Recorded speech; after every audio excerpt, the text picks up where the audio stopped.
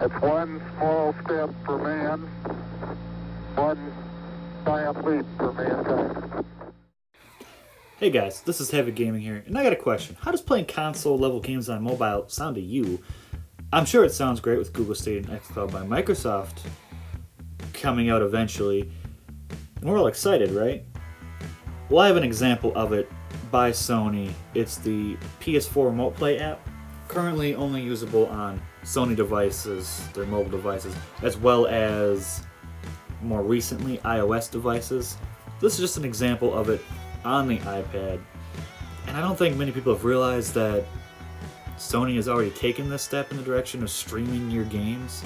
It's quite simple. It connects to your PS4 and it essentially pushes it and mirrors it to your new device, whatever device you want, whether it be an iPad or your phone. And it's not quite the same as what Google sounds like they're coming out with, as well as having its own little quirks. Now, everything visually looks great. As you can see, it all looks good. It's not stuttering. Sound-wise, it all fits. But I have my problems with it, as well as things I do like.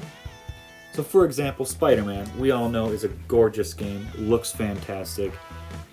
And my only initial concern was that it would lag a lot. My internet connection is not extremely fast. I get roughly 40 down, 40 up, nothing crazy. But it's connecting straight to my PS4, so it's not taking a long distance as I am still at home. And I believe it works outside of your own home if you connect to Wi-Fi at like an airport, for example. Of course, the speed would suck, and I'm pretty sure you'd have lag. Right now, I have some restrictions at 720p, although I can do 1080p if I had a PS4 Pro, which is kind of a downside. Not being able to do it mobile and needing a Wi-Fi connection is also a downside, and these controls are awful. Google Stadia, they were smart enough to be like, yeah, we have a controller coming out with it, but this doesn't, so you need to get a controller for it to be any good. As you can see, I can't move at all properly. I did kind of figure it out, how to swing around and stuff with some nimbleness. Not a whole lot. It was rough. And frustrating because mobile gaming and consoles, they're two separate things. It doesn't have the touch interface, doesn't have an intuitive interface with what we are typically used to having a controller. So you can get excited for the xCloud or the Google Stadia.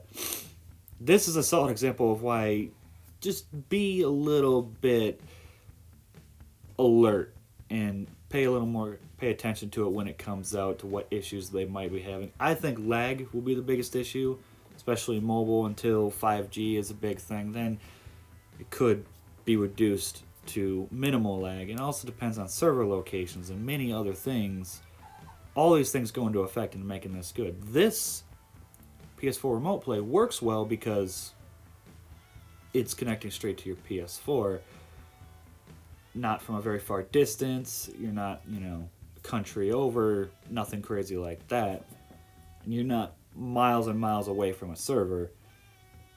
And here, I tried to enter a fight because I thought I had the swinging down well enough, and this just proves right here that controls superimposed on top of the display when you're on a touch device, unless you really practice and learn it, it's not an enjoyable experience, as I can't even reach my opponents and take them out. These snipers just harassed me as a result of this issue. And this right here just proves why mobile gaming still has its places to grow.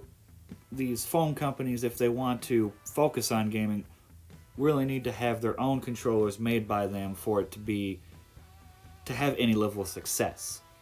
Right now I was sitting here struggling just trying to get one sniper, and it was just a frustrating experience. Now, The other thing that actually could work instead of just trying to bring console games over to mobile would be just essentially what Apple's doing with the Apple Arcade, which isn't a bad idea, making solid games specifically for mobile. This app is really well set up, though. You can change based on your connection what resolution you want to play games in. And it's really not a bad idea. You can change your frame rate, whether you want to do it high, low, which can be adjusted to make it work based on what your connection speed is. Let me know what you guys think in the comments below. Let me know what you guys might want to see next, want me to elaborate on, whether it be gaming related, or I'm also going to be opening up a tech channel. Mostly focused on phones, occasional laptops, stuff like that. I'll see you guys later. Thanks for watching.